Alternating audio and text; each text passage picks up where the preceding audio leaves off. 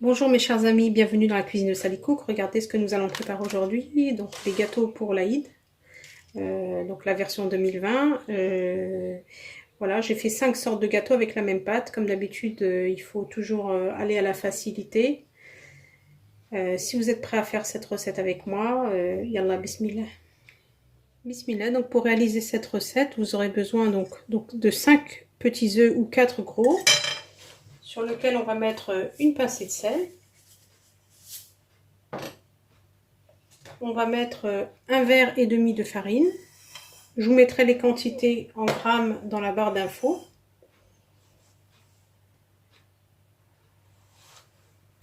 Vous aurez besoin de 3 verres d'huile.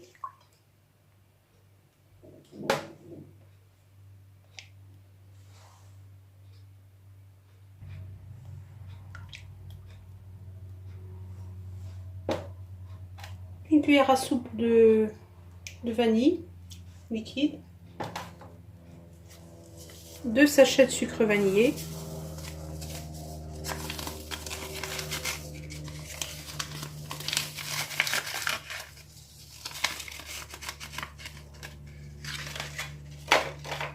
Donc vous mélangez bien.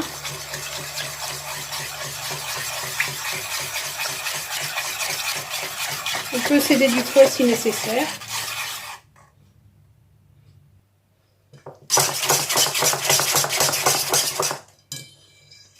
Un sachet de levure de 11 grammes. Et 1 kg de farine.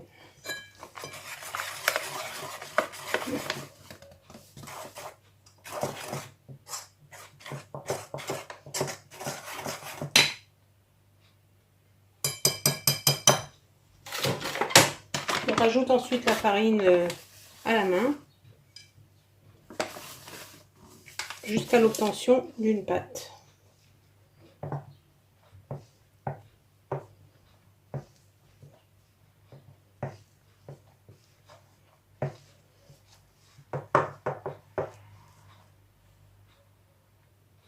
J'ai utilisé les 1 kg. Voilà. Première sorte de gâteau. Donc vous prélevez un peu de pâte.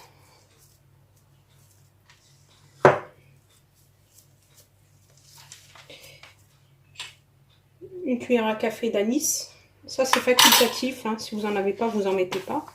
Donc on va introduire dans la pâte.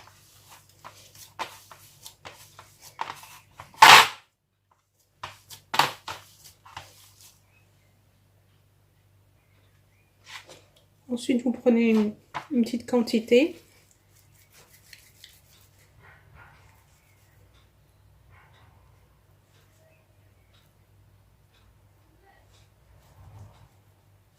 Vous roulez comme ceci. Vous raccrochez. Vous coupez.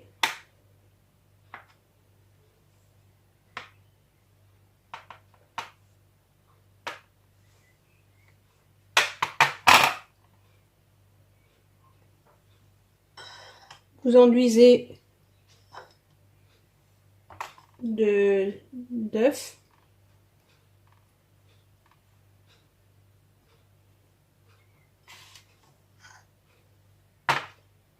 Et vous mettez un peu de sésame dessus.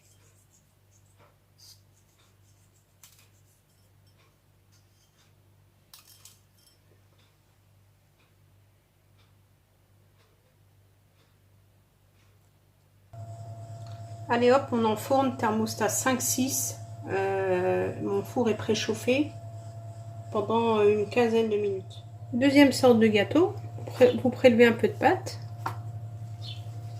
Vous faites une boule comme ceci. On va la tremper dans l'œuf. Ensuite, dans des amandes concassées ou des cacahuètes, ce que vous avez. Voilà. Vous faites un trou avec votre doigt. Et vous mettez un petit peu de confiture.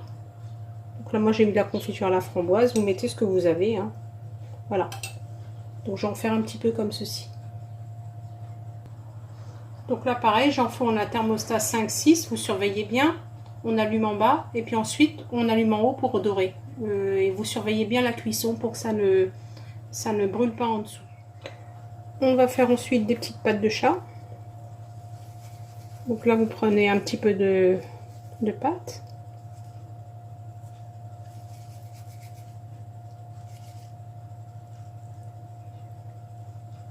Et à l'aide d'une fourchette, vous faites une empreinte comme ceci.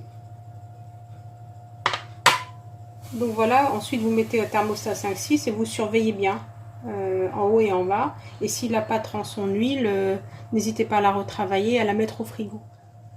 Autre sorte de gâteau, donc vous prélevez une boule de pâte comme ceci.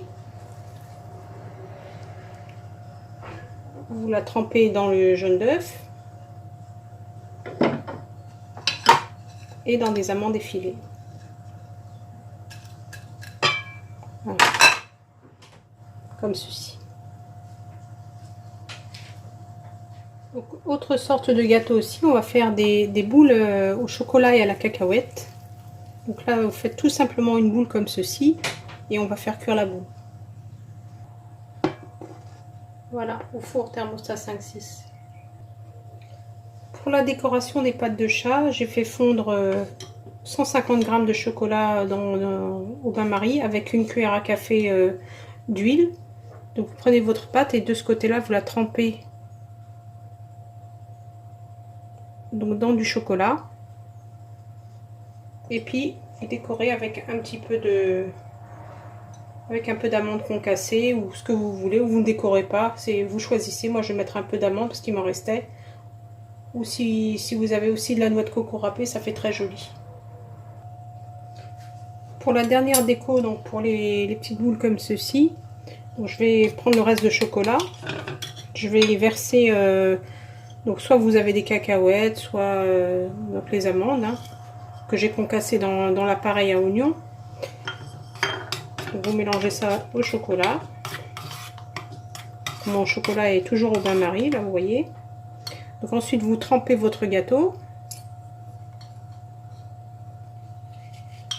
Et puis là je vais mettre dans des petites caissettes comme ceci. Donc les caissettes vous les trouvez partout en grande surface, hein. Et donc on récupère le chocolat. Vous écoutez bien et vous mettez dans la caissette. Voilà. Donc voilà le résultat, mes chers amis, de mes gâteaux.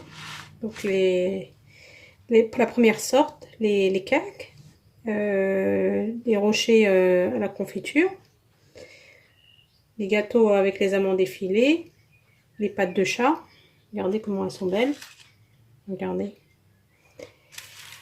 Les petites boules, les petits rochers au chocolat et aux amandes. Donc on a fait 5 sortes de gâteaux avec une seule pâte. Donc ça vous donne des idées. Vous pouvez faire cette recette en ne faisant que la moitié de la recette et en choisissant 2 sortes par exemple. J'espère que ma recette vous aura plu et à très bientôt dans la cuisine de Sally Cook.